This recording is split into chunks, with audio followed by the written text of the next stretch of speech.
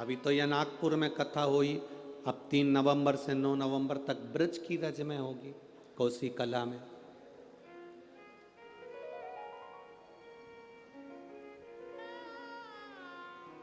अब तीर्थ में बैठकर, ब्रज की रज में बैठकर 3.5 करोड़ बार भगवान के नाम को पुकारना, तो फिर केवल अकेले शंकर का दर्शन नहीं, ब्रज की रज में फिर मेरे ठाकुर का भी तो दर्शन हमको प्राप्त होगा।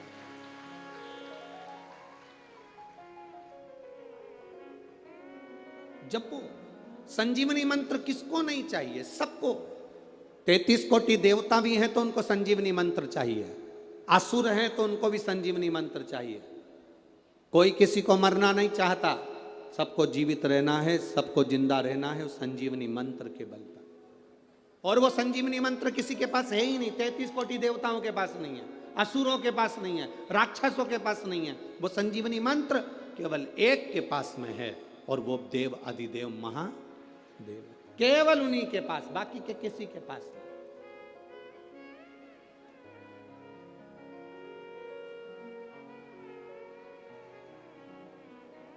कई बार लोग कहते हैं गुरुजी शिव महापुराण क्या है? पीछे पड़ गए उस संजीवनी मंत्र को पाने के लिए।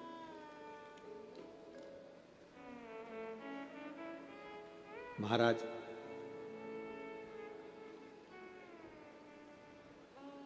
अब मंत्र मिलेगा किसको? इंद्र भी तप कर रहे हैं, इंद्र भी साधना कर रहे हैं, और दैत्यों के गुरु शुक्राचार्य बाबा भी साधना कर रहे हैं। दोनों तप करने में लगे। एक राजा तप करने बैठता है तो उसको पूरा ठाठ चाहिए होता है। कल कथा में कहा था, पशुपति नाथ का व्रत भी करना तो अपने पूजन की थाली खुद लगाना। कितनी सुंदर बात कही है शिव महापुराण के अंदर, जरा ध्यान दीजिएगा। लड़की कुंवारी है तब तक अपने पिता की धन, पिता की दौलत से पशुपतिनाथ का व्रत उस पिता के पैसे से मंगाई हुई वस्तु से कर सकती है। बेटी की शादी हो जाए, विवाह हो गया, अगर वो खुद कमा रही है तो अपने पैसे से करे, और नहीं अगर शादी हो गई तो जो उसका पति कमाता है या उसके ससुराल वाले जो धन दें उससे पशुपति व्रत करे। मायके के धन से शादी होने के बाद पशुपतिनाथ का व्रत की मूलता नहीं है। कई लड़कियां, कई बेटियां कहती हैं मेरे ससुराल वाले मानते नहीं है, इसलिए मम्मी मैं आपके यहाँ के पशुपति व्रत कर लूंगी, मम्मी मैं आपके यहाँ कर लूंगी। विवाह होने के बाद गोत्र बदल गया, तू दान में चली गई, तेरा कन्या दान हो गया। दान होने के बाद इस घर का केवल जो हाथ से दिया जाए वो तेरा है। दान होने के राजा अमरीश के चरित्र का स्मरण करिएगा। एक राजा गाय का दान दे देता है। गाय घूमते घूमते खूंटे से छूटकर ब्राह्मण के यहां से वापिस राजा के नगर में आ जाती है। नगर में से राजा की गौशाला में चली जाती है। गौशाला में दूध निकालने वाले ने दूध निकाला, वो दूध निकला हुआ राजा के कक्ष में खीर बन जाती है। खीर भगवान को भोग लग जाती है। भोग लगकर वो प्रसाद राजा खा लेता है, राजा को नरक भोगना पड़ता है। दान करी हुई गाय का तूने दूध का प्रयोग करा, इसलिए तुझे भोगना पड़ेगा।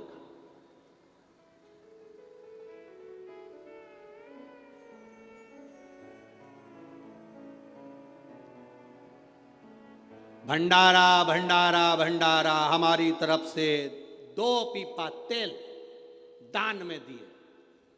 काय में दिया? जम के बोलो जरा। दान में दिया है। तूने 2 पीपा तेल दान में दिया है, वो 2 पीपे तेल की सब्जी और पूड़ी मत खा लेना, क्योंकि तूने दान दिया है। अगर तू कहता मैंने 2 पीपा तेल भगवान के प्रसाद में दिया तो प्रसाद खा सकता था, पर तूने दान दिया तो दान का उपयोग नहीं कर सकता। तो वो दान का उपयोग नहीं कर सकता। भंडारा भंडारा भंडारा, मेरी तरफ से 1 बोरा 1 कुंटल गेहूं, आटा, चावल, दाल दान में दिया। अब दान में दिया तो तू खाना मत ही, तूने दान दे दिया। हमारी शास्त्र रीति कहती है बेटी का कन्यादान करने के बाद तो बुजुर्ग माँ बाप बेटी के घर का नहीं खाते, क्योंकि हमने दान दिया है, दान दिया है इसलिए नहीं खाते। अब तुम किस अंदाजे में, गुरुजी मैं पशुपति व्रत कर रहा हूँ, मैंने ये वाला अनुष्ठान करा, मैंने ये पूजन करी, मैंने ये आराधना करी, आपने जो उपाय बताया मैंने सब करा, पर बाबा हमारी क्यों नहीं सुनता? उसको कहाँ कर रहे हो, किस जगह पर कर रहे हो, कौन से धन का प्रयोग कर रहे हो? कहीं तुम मायके के जल का, मायके के परिंडे का, मायके के हंडे का पानी तो नहीं ले रहे हो, उसमें उनके पितरों का वासा है, तेरे पितरों का नहीं। आप आए नहीं, सुबह हो गई, मेरी पूजा की थाली धरी की धरी रह गई। क्यों नहीं आए? कारण क्या था? किस कारण नहीं पहुंचे? क्या हुआ ऐसा जो आप आते नहीं? कारण क्या? मेरी पूजा में कोई ना कोई कमी रह गई। क्या कमी रही है वो हमको, एक नाटक चलता था पहले, एक नाटक पहले चलता था कमजोर कड़ी, किसी के स्मरण में है? कमजोर कड़ी कौन सी है? तो उसमें देखते थे कि इतने सारे लोग जब गेम खेलते थे तो उसमें कमजोर कौन है। हमारी भक्ति में, हमारे भजन में, हमारे स्मरण में कमजोर कड़ी कौन सी है वो हमको दे। हमारे भजन में कौन सी कमी रह गई जो परमात्मा हमें मिल जाए।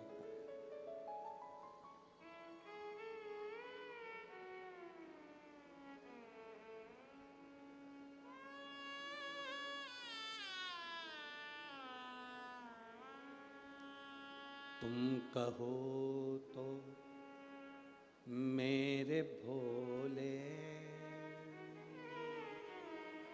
तेरे मंदिर में डेरा लगा लूं।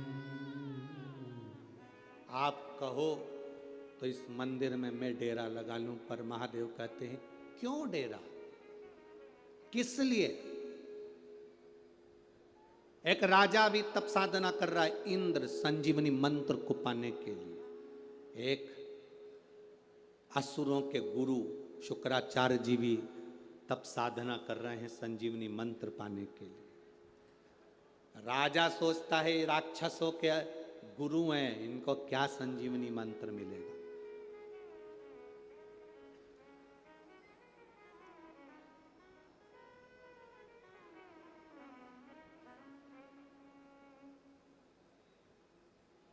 बहुत सारे ऐसे भी होंगे बहुत दूर बैठे हैं, तपती हुई धूप में अपने अपने सिर पे कपड़ा रख रख के बैठे हैं, तपती हुई धूप में अपने अपने सिर पर कपड़ा रख कर बैठे हैं। और बहुत सारे ऐसे होंगे, नागपुर में कथा हुई, अपने पास में हुई, तो भी बहुत ट्रैफिक जाम हो जाता है, बहुत ट्रैफिक जाम हो जाता है, बहुत भीड़ हो जाती है। निकलने में 5 बजे कथा छूटती है तो हम रात्रि को 7-8 बजे घर पहुंचते हैं, इतना समय लग जाता है। पर अंदाजा लगाना, ये समय तूने किसी दूसरे को नहीं दिया, ये समय सारा की सारा महादेव को दिया। महादेव, जब व्यक्ति वेंटिलेटर पर पड़ा होता है, आईसीयू में पड़ा होता है, उस समय पर मरने वाले के लिए कोई नहीं कहता भगवान इसको 1 करोड़ रुपए दे दो, भगवान इसको 1,00,000 रुपए दे दो, जो भी कहता है भगवान से कामना करता है, थोड़ी इसकी उम्र बढ़ा दो भगवान, थोड़ा सा समय और दे दो भगवान, थोड़ा सा समय और दे दो भगवान, थोड़ा सा समय और दे दो। बच्चे छोटे हैं, बच्चों के ब्याह नहीं हुए, काम धंधा पड़ा है, भगवान थोड़ा सा। डॉक्टर कह रहा है अंतिम समय आ गया, घर के लोग भगवान से करे इसका समय बढ़ा दो। मरने वाले को धन के लिए नहीं कहा जाता, उसके समय बढ़ाने को कहा जाता है। तो महादेव भी कह देते, सुन यमराज, इसने मेरी कथा में समय दिया था, जितने कदम चलकर मेरी कथा में पहुंची थी, जितने ट्रैफिक में फंसकर समय समय निकलता गया, 4 घंटे 3 घंटे ये फंसी रही मेरे लिए, इसलिए इसको भी तू समय उतना दे दे जो समय इसने मुझे दिया था। बड़ा इसका समय। मर गया, प्राण छूट गए, वेंटिलेटर पर सांस भी जा रही है। उसके बाद वापिस आकर डॉक्टर कह देता है, ना जाने क्या हो गया, इसके फेफड़ों ने काम करना चालू कर दिया, इसकी किडनी लीवर ने काम करना चालू कर दिया, इसको संतान हो सकती है। ये फल है। कहां काम आता है तुम्हारा दिया गया समय? कहां काम आएगा ये तुम्हें मालूम पड़ेगा।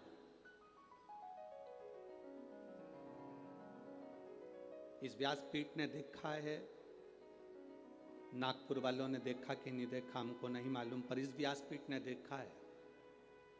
इस कथा में जिन डॉक्टरों की ड्यूटी लगती है, जिन पुलिस वालों की ड्यूटी लगती है, जिन की ड्यूटी इस कथा के पंडाल में लगती है, चाहे वो स्वीपर हो, नगर निगम वाले हों, नगर पालिका वाले हों, पुलिस प्रशासन वाले हों, डॉक्टर हों, जो भी इस कथा में ड्यूटी देता है, वो अपनी जिंदगी में समझ लेना कि तुमने आज तक जो ड्यूटी दी वो किसी नेता के नहीं दी है, मेरे बाबा के यहाँ जो ड्यूटी दी उसका फल क्या मिलेगा ये आप जानते हैं। जिस जगह पर कथा कर कर आते हैं और जिन पुलिस वालों की वहां ड्यूटी लगी होती है, उनसे एक बार फोन लगाकर जरूर पूछना कि तूने 5 दिन ड्यूटी दी थी, कभी रात को कभी दिन में दी थी, तुझे शिव महापुराण में ड्यूटी देने का फल क्या मिला है?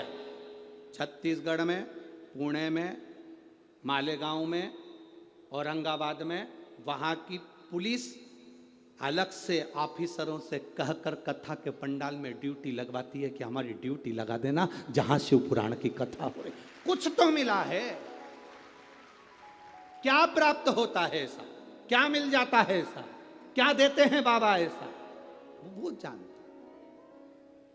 कोई अपने घर से नहीं छूट पाया, कोई अपने दरवाजे से नहीं छूट पाया, कोई आसन बिछाकर 5 दिन तक पड़ा रहा कथा को सुनने के लिए, कोई 2 बजे कथा चालू होना थी तो डेंटिंग पेंटिंग करके आराम से 2 सवा 2 बजे आ रहे और आकर दबाव बना रहे, हमें जान दो अंदर, जान दो अंदर, जान दो अंदर। यहां तो घुस सकते हो पर वहां कैसे घुसोगे?